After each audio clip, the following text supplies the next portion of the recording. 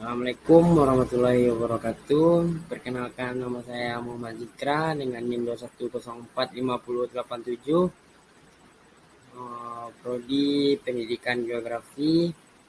Baiklah, saya akan membacakan materi saya yang berjudul Pembentukan Tanah.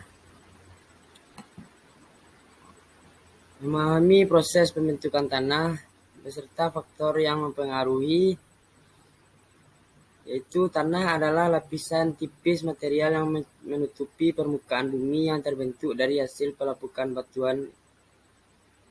Itu terutama terdiri dari partikel mineral, bahan organik, udara, air, dan organisme hidup, yang semuanya berinteraksi perlahan namun terus-menerus. Sebagian besar tumbuhan mendapatkan nutrisi dari tanah dan merupakan sumber makanan utama bagi manusia, hewan, dan burung. Oleh karena itu, sebagian besar makhluk hidup di darat bergantung pada tanah untuk keberadaannya. Tanah adalah sumber daya berharga yang perlu dikelola dengan hati-hati karena mudah rusak dan tersapu atau tertiup angin. Jika kita memahami tanah dan mengelolanya dengan benar, kita tidak akan merusak salah satu blok bangunan penting dari lingkungan kita dan ketahanan pangan kita. Pembentukan tanah atau pedogenesis adalah proses evolusi tanah di bawah pengaruh berbagai faktor fisik, biologi, iklim, dan geologi. Pembentukan tanah terjadi melalui serangkaian perubahan bahan induk yang kesemuanya bermuara pada terbentuknya lapisan-lapisan tanah yang disebut juga horizon tanah. Lapisan ini kemudian dapat dipisahkan berdasarkan komposisi dan sifat lainnya.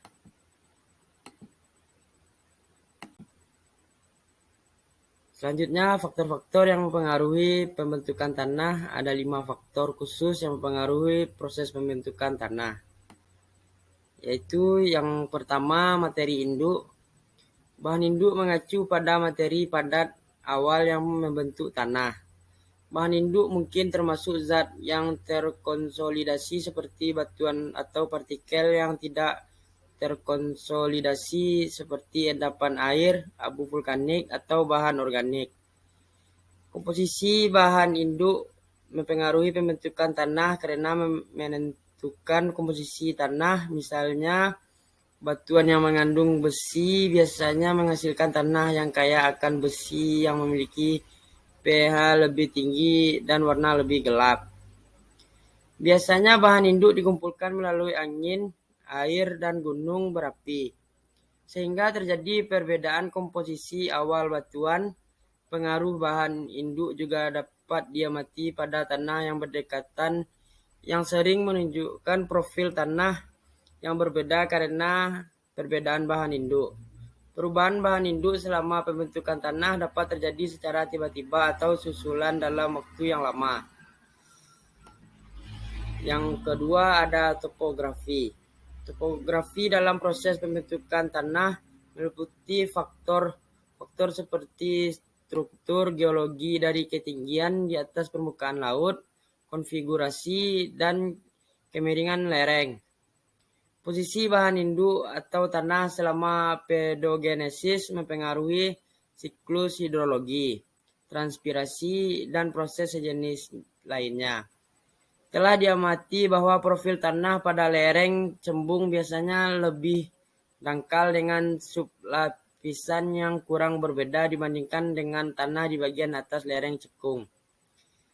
Namun, bahan organik tanah di lereng yang lebih rendah lebih tinggi karena aliran permukaan dibandingkan tanah di lereng yang lebih tinggi. Topografi mungkin rentan terhadap perubahan dari waktu ke waktu melalui proses seperti erosi tanah dan gempa bumi, yang kemudian mempengaruhi proses pembentukan tanah. Selanjutnya, yang ketiga, iklim. Iklim sebagai faktor pedogenesis mengacu pada cuaca karena tanah berkembang dalam skala waktu yang lama.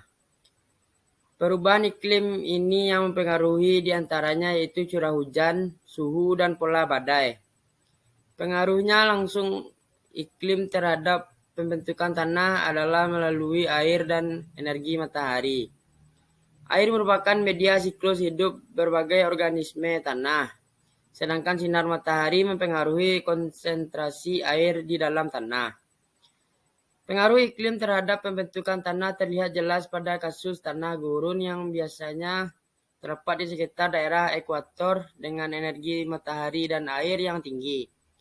Di daerah beriklim sedang, bagaimanapun iklim lembab yang menghasilkan tanah tropis dengan kelembapan yang cukup.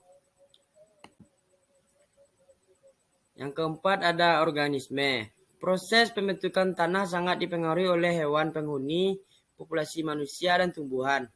Dalam kasus efek yang disebabkan oleh vegetasi telah diamati bahwa tanah yang ada di bawah pohon cenderung lebih asam dan mengandung lebih sedikit humus daripada yang ada di bawah rumput. Perbedaan ini terlihat karena perbedaan serasa yang dihasilkan oleh dua jenis vegetasi yang berbeda. Manusia juga mempengaruhi pedogenesis baik dengan menghilangkan atau mengubur profil tanah selama pekerjaan konstruksi atau modifikasi bahan organik dengan pertanian atau irigasi. Hewan dan mikroorganisme tanah mempengaruhi pembentukan tanah karena mempengaruhi kandungan organik tanah dan tekstur karena aktivitas metabolisme dan fisiknya. Yang kelima yaitu waktu. Waktu adalah faktor yang tidak bergantung pada fluks aliran properti fisik dalam ruang, tetapi dapat membawa perubahan signifikan secara tiba-tiba.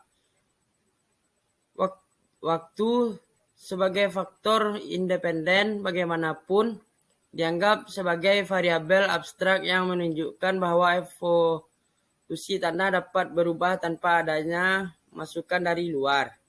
Pengaruh waktu terhadap profil tanah dapat diamati dari komposisi tanah, di mana penumpukan lempung dan kapur pada sublapisan terjadi akibat translokasi ke bawah.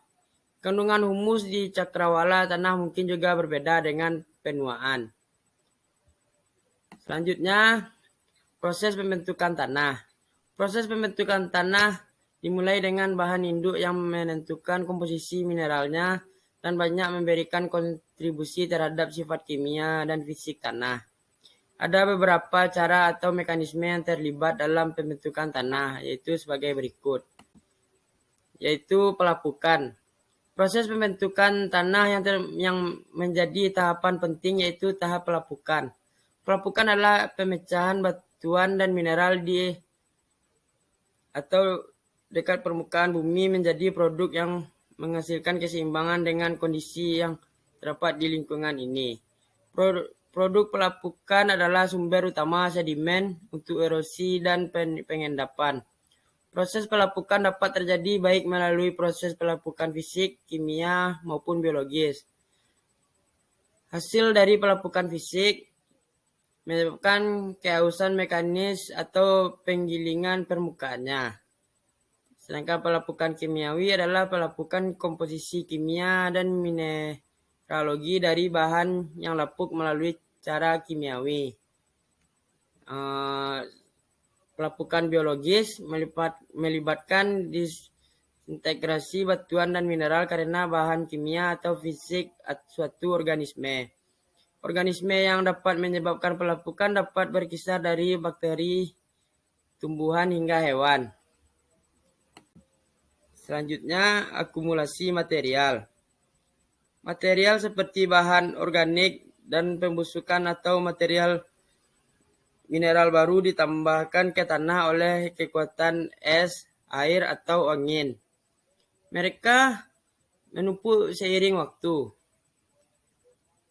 Dalam kasus tanah dengan drainase yang buruk, material organik terakumulasi karena genangan air mencegahnya teroksidasi atau rusak oleh organisme tanah. Namun, dalam kasus tanah yang dikeringkan dengan baik, akumulasi material terjadi saat sistem akar menahannya. Deposisi partikel oleh kekuatan angin, air, atau es sama-sama membantu dalam akumulasi bahan baru. Beberapa tanaman dengan bantuan bakteri simbiosis mengikat nitrogen di atmosfer dan senyawa amonia ke dalam tanah sebagai nitrat. Selanjutnya, leaching. Leaching adalah penghilangan komponen larut dari kolom tanah oleh air. Air yang mengalir melalui tanah membawa basa seperti kalsium yang ditahan sebagai ion yang dapat dipertukarkan dalam kompleks tanah liat atau humus. Serta pengasaman dengan substitusi ion hidrogen melalui pergerakan air, angin, es, atau oleh serapan bahan yang terakumulasi oleh tanaman. Partikel baru termasuk tanah liat, bahan organik, tanah liat, lanau, atau senyawa kimia lainnya tercuci dan terkikis atau diambil oleh tanaman. Dengan demikian, komposisi fisik dan kimiawi dari material terakumulasi bersama dengan material induk tanah. Selanjutnya, transformasi. Transformasi adalah pelepukan kimiawi partikel tanah, termasuk mineral lanau, pasir, dan lempung, serta perubahan materi organik menjadi materi organik tahan degradasi. Setelah transformasi, tanah liat dan material terakumulasi lainnya dicuci dari lapisan atas dan disimpan di cakrawala bawah. Organisme tanah seperti tumbuhan dan hewan juga bertanggung jawab atas transformasi tanah melalui pemecahan material fisik dan kimiawi. Tanah mulai terbentuk dengan sendirinya melalui transformasi yang meningkatkan kapasitas retensi air dan komposisi hara. Dan yang terakhir, pengapuran. Pengapuran terjadi ketika pembuangan air melalui evapotranspirasi melebihi presipitasi yang menyebabkan pergerakan garam alkali terlarut ke atas dari air tanah. Sedangkan pergerakan air hujan menyebabkan terjadinya pergerakan garam ke bawah. Demikian berbagai proses pembentukan tanah yang saling mempengaruhi satu sama lain dan ragam faktornya. Baiklah, hanya itu yang dapat saya sampaikan dari materi saya. Apabila ada kesalahan, mohon dimaafkan.